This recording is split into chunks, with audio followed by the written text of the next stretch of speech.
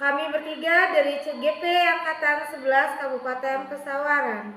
Saya Ferianti, instansi UPTD SMP Negeri 25 Pesawaran sebagai pengamat.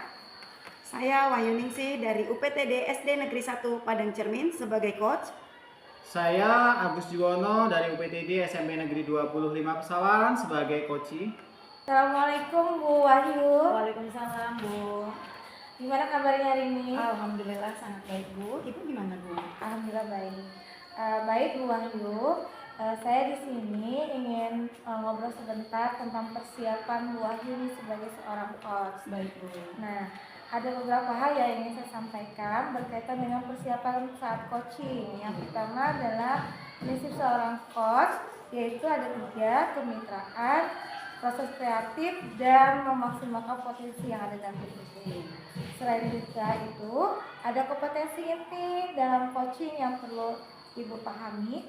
Yang pertama adalah franchise atau kesadaran penuh, kemudian mendengarkan aktif, dan tentu saja memberikan pertanyaan yang berbobot. Nah, dari prinsip dan kompetensi inti ini, kira-kira yang bagian mana yang ingin Ibu kembangkan? Sebenarnya yang saya ingin kembangkan itu mendengarkan dengan penuh Bu, sama membuat pertanyaan yang berbobot untuk menggali jawaban yang maksimal dari seorang coaching. Ya, baik. Berarti Ibu ketiga-tiganya ya tadi ya, Iya. dengan kehadirannya penuh, mendengarkan aktif, dan mengajukan pertanyaan yang berbobot. Nah, dari yang sudah kita obrolin ini nih Bu, pertanyaan terakhir nih bisa tanya, apa indikator ketercapaian Ibu dalam pengembangan yang akan Ibu lakukan nanti saat coaching? Saya ingin menambahkan pengetahuan saya tentang coaching yang maksimal, yaitu saya akan berada penuh Atau fokus ya Bu ya untuk Ntar nanti itu dikat boleh kan? Boleh.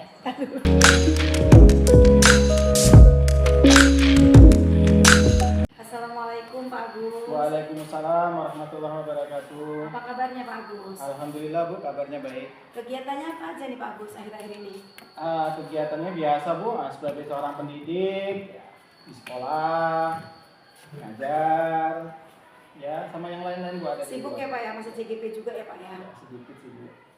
Oh iya Pak, kemarin katanya pengen ketemu saya yang diobrolin.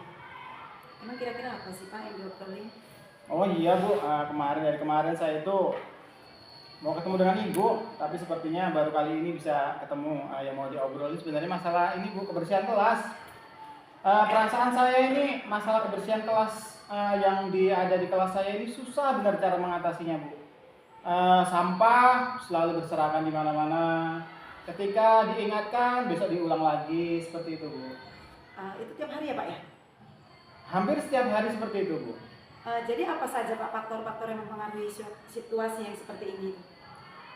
Kalau menurut yang saya amati, faktor yang mempengaruhi anak-anak ini males piket, sepertinya ini mungkin penyusunan jadwal piket Bu. Karena saya amati dalam penyusunan jadwal piket itu tidak berdasarkan kesepakatan anak kemauan sendiri. Jadi di situ kesepakatan guru yang menentukan. Mungkin dengan seperti itu anak terbebani mungkin Bu. Mungkin itu sih Bu. Terus upaya apa Pak yang sudah Bapak lakukan untuk mengatasi hal tersebut? Upaya yang saya lakukan pertama adalah saya berkoordinasi dengan wali kelas.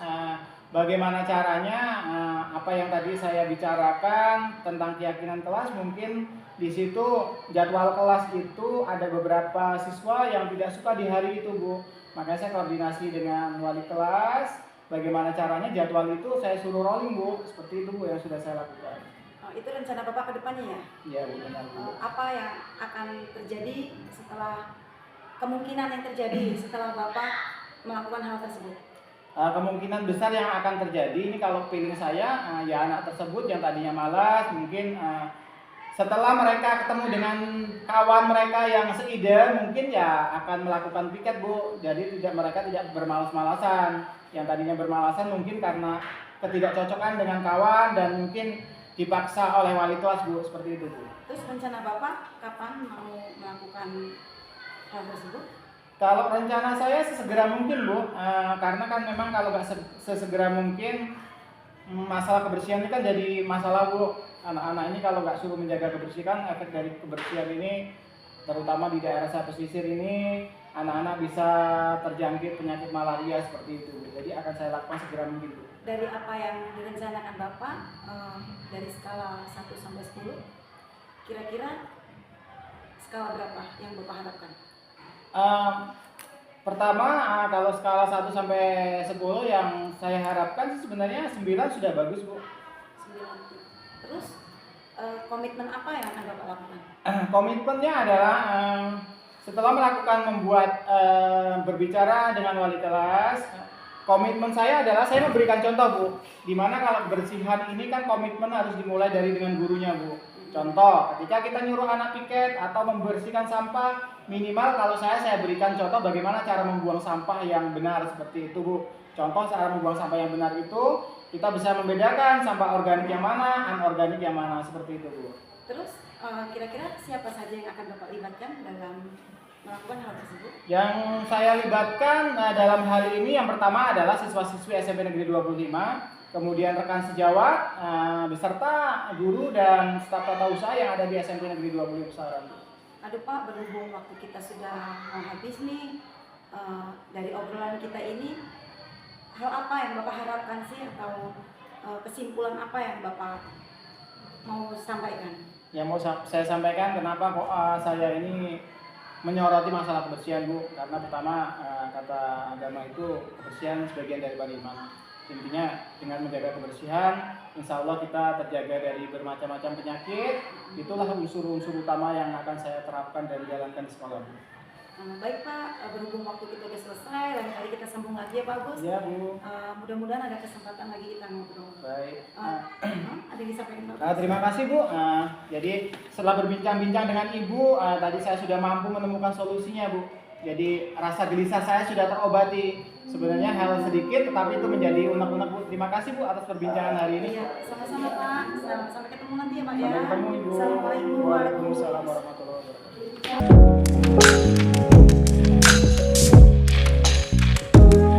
Ya, tadi saya sudah mengamati Bu Wahyu dalam tentang coaching sudah sangat baik. Ibu juga sudah melaksanakan rencana Ibu tadi tentang pengembangan diri Ibu. Ibu sudah menjalankan kompetensi inti, baik mendengarkan aktif, kesadaran penuh, dan mengajukan pertanyaan berbobot. Nah, di sini refleksi saya adalah Ibu bisa meningkatkan bagaimana mengajukan pertanyaan yang berbobot sehingga menggiring solusi yang tepat untuk si coaching. Seperti itu Ibu, refleksi dari saya. Assalamualaikum warahmatullahi wabarakatuh. Waalaikumsalam warahmatullahi wabarakatuh.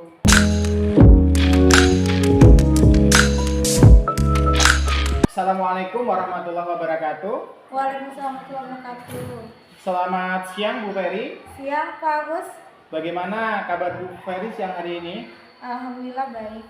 Oke, kabar baik. Ada apa nih Bu kira-kira? Kok tumben komunikasi? Apakah ada sesuatu masalah atau seperti apa Bu? Ya, memang saya sedang mengalami kebingungan Pak tentang masalah yang saya hadapi ini karena saat jam elaborasi pemahaman di saat itu juga saya ada jam mengajar di kelas, pagi kelas 7. Oh baik, jadi tujuannya di sini adalah kebingungan Bu Ferry membagi waktu antara jam kolaborasi dengan jam yang ada di kelas itu Bu ya? Iya, seperti Oh itu, Pak. iya baik. Kira-kira Bu Ferry dalam permasalahan tersebut bagaimana Ibu Ferry bisa ceritakan? Jadi setiap elaborasi pemahaman selalu waktunya berbarengan dengan jam ngajar saya gitu. Sementara kan saya jam ngajar saya di kelas itu seminggu hanya 2 kali. Kalau 1 kali berarti kehilangan 1 kali pertemuan. Dan jam elaborasi itu kan tidak bisa kita menentukan, tapi sudah ditentukan. Kemudian juga saya jadinya tidak bisa